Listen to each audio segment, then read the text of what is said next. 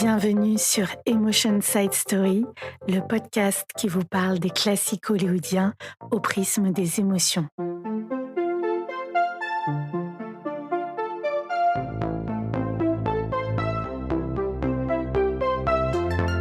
Le film dont nous allons parler aujourd'hui est There's Always Tomorrow, dont le titre français est « Demain est un autre jour ».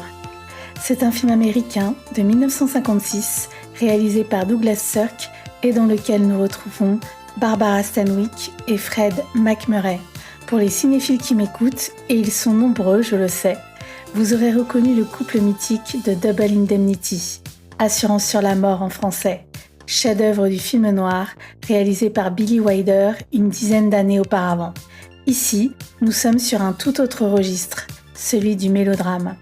There's Always Tomorrow traite des choix et de la manière dont ces choix déterminent notre vie. C'est un film d'amour bouleversant où il est question de pluie en Californie, de fenêtres et de jouets robots.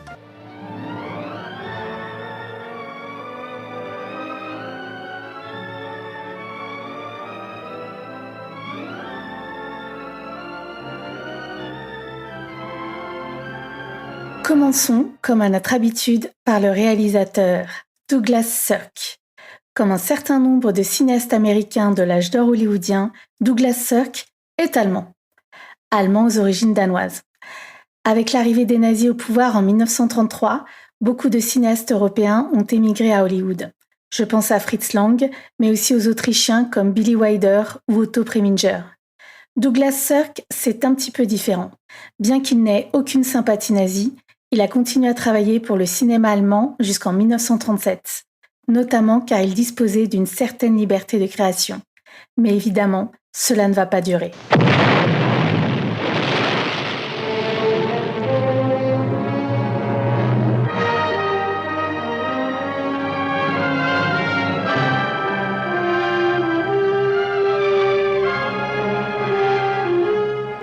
I tried to have courage, but suddenly You have courage enough.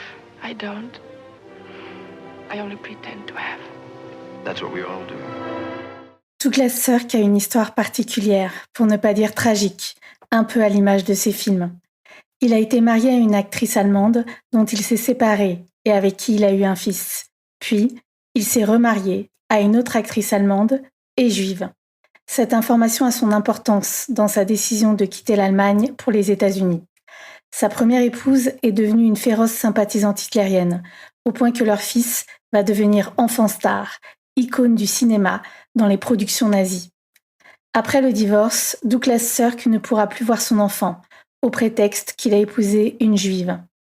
Un enfant qui va grandir et qui va s'enrôler dans l'armée allemande pour combattre sur le front de l'Est, d'où il ne reviendra jamais. Après la guerre, Douglas Sirk va retourner en Allemagne pour tenter de comprendre ce qui est arrivé à son fils, mais sans succès. Cette perte tragique, peut-être aussi cette immense culpabilité, vont hanter toute la vie de Douglas Sirk, et cela va bien évidemment imprégner ses films, notamment un des plus beaux films du monde pour moi, Le temps d'aimer et Le temps de mourir. Un film qui se déroule en Allemagne à la fin de la Seconde Guerre mondiale, au moment où le régime nazi est sur le point de s'effondrer. On suit des personnages allemands, ordinaires, qui tentent de vivre et d'aimer, malgré la guerre, la souffrance et la mort. Et c'est beau. Douglas Sirk a mis beaucoup de lui-même. Un film qui rend meilleur et que je recommande au plus haut point. Qu'est-ce qui rend Douglas Sirk unique ?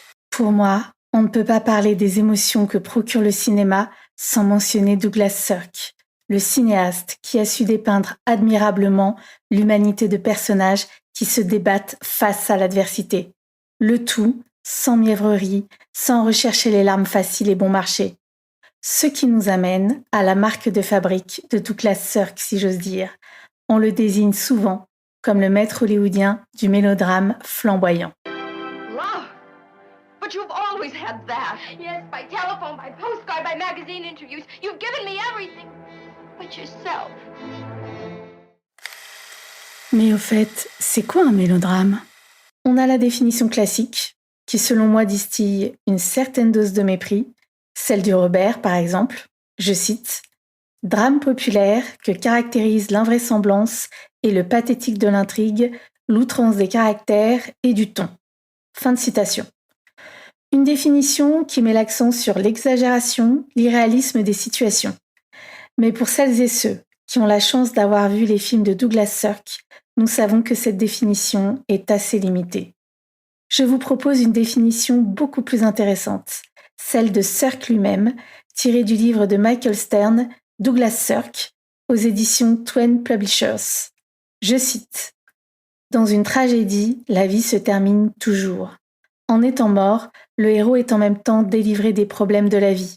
Dans le mélodrame, il continue à vivre, dans un happy end malheureux, ce qu'il appelle en anglais le unhappy happy end. » Fin de citation. Avec cette définition, Douglas Sirk montre la filiation entre la tragédie classique et le mélodrame, dans le sens où le héros doit affronter des épreuves extraordinaires. Mais la différence, c'est que dans le mélodrame, le dénouement n'est pas nécessairement la mort, ce qui ne veut pas dire que c'est forcément mieux. Dans les mélodrames de Sirk, la fin est souvent en demi-teinte et plutôt mélancolique, comme le film dont nous allons parler aujourd'hui, There's Always Tomorrow. Pourquoi choisir ce film ? Là encore, comme pour l'épisode 1, j'ai délibérément choisi une œuvre peu connue de la filmographie de notre réalisateur, mais qui, je trouve, est un pur condensé de ce que Douglas Sirk a à nous dire sur la famille et la société américaine des années 50. There's Always Tomorrow est un film d'une grande beauté, aussi bien sur la forme que sur le fond, mais on a l'habitude avec Sirk. Celui-ci m'a particulièrement ébranlé car il pousse à nous interroger sur nous-mêmes. Le sous-texte philosophique et sociologique est très présent, mais sans que ce soit trop appuyé ou que cela nuise à l'œuvre elle-même. Alors, d'une part, ce n'est pas son film le plus connu, et d'autre part, il ne reprend pas les codes habituellement attribués aux films de Sirk, notamment ce fameux côté flamboyant.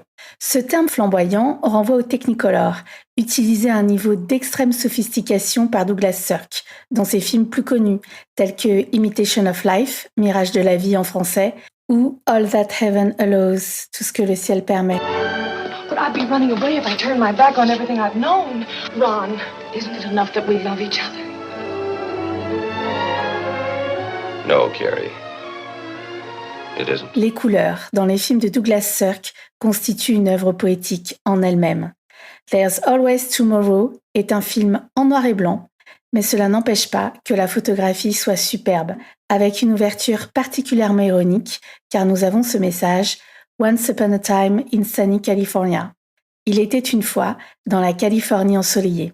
Ironique, car d'une part, le spectateur voit qu'il pleut, et d'autre part, on comprend assez vite qu'on n'est pas dans un conte de fées, mais plutôt dans le cadre morne et banal d'un père de famille plus très jeune.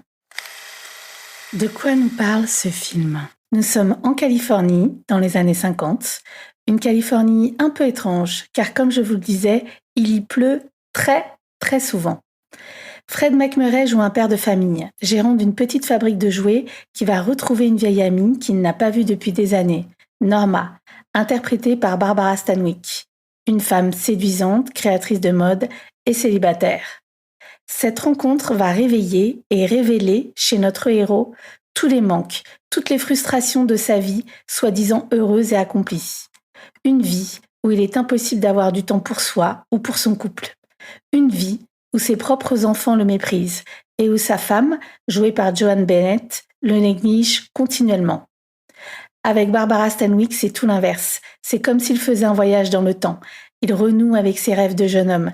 Il retrouve une certaine vitalité, une certaine joie qu'il croyait révolue. Mais suite à un quiproquo, 2 des enfants de Fred MacMurray vont se convaincre que Barbara Stanwyck est la maîtresse de leur père. Ils vont alors tout tenter pour défaire cette soi-disant idylle, au point peut-être de détruire la vie de leur père et celle de Barbara. There's always tomorrow. An impassioned drama as real, as honest, as uncompromising as life itself. Clifford Groves had a business, a wife, 3 children, and a maddening feeling of frustration that comes from being trapped in a web of indifference. À quelle émotion me renvoie ce film ? Pour moi, There's Always Tomorrow nous renvoie au regret. Le Larousse en donne la définition suivante. Chagrin, repentir d'avoir fait ou de ne pas avoir fait. Ce qui est intéressant avec le regret, c'est que c'est une émotion complexe que les très jeunes enfants sont souvent incapables de ressentir. Le regret nécessite d'être capable d'imaginer d'autres possibilités pour des événements qui se sont déjà produits et de confronter les résultats de ces différentes possibilités pour déterminer celle qui est la plus désirable. Le regret est donc associé à cette redoutable question du « et si ». Le regret est une émotion intimement liée au temps. Dans la mesure où les possibilités offertes et non réalisées dans le passé peuvent produire de la souffrance au présent. Le regret renvoie aux choix que nous faisons ou que nous ne faisons pas. Ces choix qui vont déterminer toute une vie. Et c'est exactement ce que vit Fred MacMurray dans le film. Avec l'arrivée de Barbara Stanwyck, il perçoit sa lâcheté et toutes les occasions gâchées. Il est confronté à la perte, car il a renoncé à une version de lui-même. Il réalise l'aliénation dont il est victime, mais il ne peut se libérer des choix et des actes qu'il a faits. Et c'est d'autant plus douloureux que le regret est d'une certaine manière incommunicable. Sa famille ne sait pas qui il est vraiment, et d'ailleurs, elle n'en a que faire. I'm tired of the children taking over. I'm tired of being pushed into a corner. I'm tired of being taken for granted. Si vous avez écouté le premier épisode de Emotion Side Story sur le film Angel Dance Lubitsch, vous vous souvenez peut-être que j'ai mentionné l'importance des portes. Lubitsch est le cinéaste des portes, avec tout ce que cela implique comme charge symbolique. Eh bien, concernant Douglas Sirk, nous retrouvons de nouveau cette obsession autour de l'aménagement des maisons. Sauf que pour Sirk, l'élément à charge symbolique, ce sont les fenêtres. Dans ce film, la fenêtre joue un rôle éminemment important.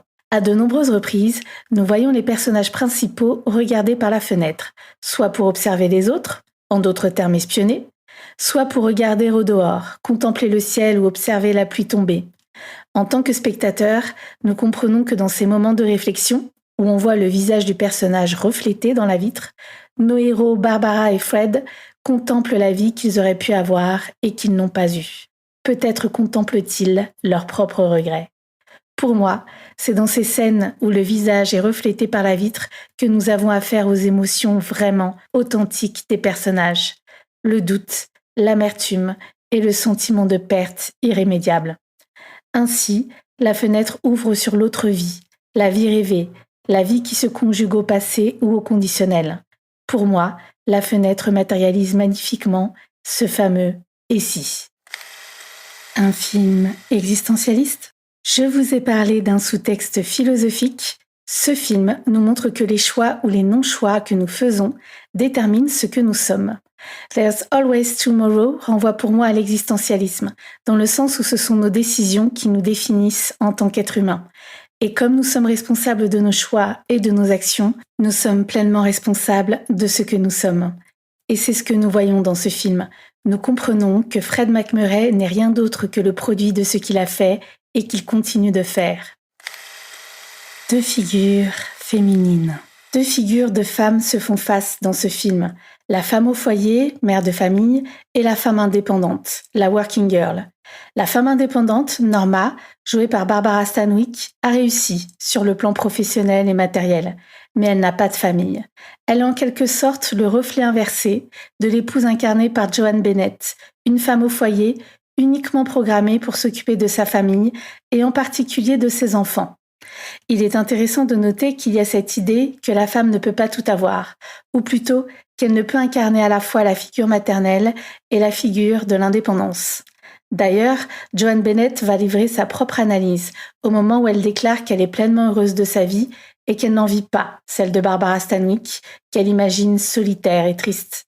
On sent que cette pique n'est peut-être pas étrangère au fait qu'elle a probablement compris l'attirance entre son époux et Barbara Stanwyck. Sorry, I know we've met somewhere, but I just can't seem to... Have I changed that much in these 20 years? Le contraste entre ces deux figures féminines est saisissant. L'arrivée de Barbara Stanwyck dans la vie de Fred MacMurray, c'est comme une fontaine de jouvence. Avec elle, il a le sentiment de retrouver sa véritable identité, celle où tous ses rêves de jeune homme étaient légitimes. Avec son épouse, Joan Bennett, c'est tout le contraire. Il est en permanence dans une situation de frustration. Toutes ses propositions de moments en amoureux sont systématiquement rejetées. On peut même penser qu'elle considère son époux comme l'un de ses enfants, tellement tout ce qui a trait au couple est presque incongru à ses yeux. Comme ses enfants, Joan Bennett n'a que faire des aspirations de son époux. Les enfants, les méchants du film. Le rapport parent-enfant est une question fondamentale dans la filmographie de Sirk, du fait peut-être de sa tragédie intime dont nous avons brièvement parlé en début d'épisode. Dans ce film, There's Always Tomorrow, les enfants sont clairement les méchants. Ils ont pour fonction d'empêcher leur père de s'accomplir véritablement, d'être heureux, tout simplement. Ces enfants sont représentés comme des créatures égoïstes, insupportables, ingrates, indifférents aux sentiments de leur père. Dans la maison-prison, tout tourne autour de leurs besoins, de leur planning, de leur situation amoureuse. Je vous ai parlé d'un jouet robot en début d'épisode. Fred McMurray dirige une fabrique de jouets et il a une super nouveauté à laquelle il croit beaucoup. Rex le robot. Le robot qui parle et qui marche. Dans ce film, Rex est explicitement désigné comme la réplique miniature de Fred. Des gestes automatiques, un objet, dépourvu d'émotion, de rêve, d'humanité quasiment, et donc que l'on peut jeter au rebut. Et c'est Fred McMurray qui, dans un éclair de lucidité, perçoit l'analogie fatale entre lui et ce robot. Il réalise qu'il est un objet, une marionnette entre les mains de sa famille. Les sentiments du père ne comptent pas plus que ceux d'un jouet robot. Les enfants sont là pour préserver la chape de plomb et le statu quo, quoi qu'il en coûte au bien-être de leur père. La tendresse, l'amour sont totalement absents. Il est intéressant de noter que ce sont les enfants, notamment les 2 adolescents, qui symbolisent le conformisme et le puritanisme dans le cinéma de Sirk. Nous sommes loin de l'image de la jeunesse rebelle et en lutte contre l'ordre établi, popularisée par James Dean à la même époque. Ce temps perdu qu'on ne rattrape plus. There's Always Tomorrow est un film sur le renoncement de la jeunesse, des rêves et de l'amour. Et si Fred McMurray avait choisi Barbara Stanwyck, quelle aurait été sa vie ? Actes manqués, opportunités ratées, les regrets nous accompagnent tout au long de notre vie. Et le film nous montre que le passé ne reviendra jamais, c'est une illusion. Alors oui, cela laisse peu de place à l'optimisme. Le propos est amer, et pourtant There's Always Tomorrow est aussi très beau. Il pose clairement la question du sens que nous donnons à nos vies, compte tenu du temps qui passe, du poids de la société, de la famille et de ses injonctions. Derrière la supposée légèreté du mélodrame, ce film amène pour moi une réflexion profonde sur la liberté qui est la nôtre et notre responsabilité face à l'existence. Merci de m'avoir écouté. Si vous avez aimé, n'hésitez pas à vous abonner et à partager autour de vous. Si vous avez des idées de films que vous aimeriez que l'on aborde, dites-le moi en commentaire. En attendant, on se retrouve la semaine prochaine pour un nouvel épisode de Emotion Side Story. D'ici là, n'oubliez pas de plonger dans le bain des émotions et du cinéma.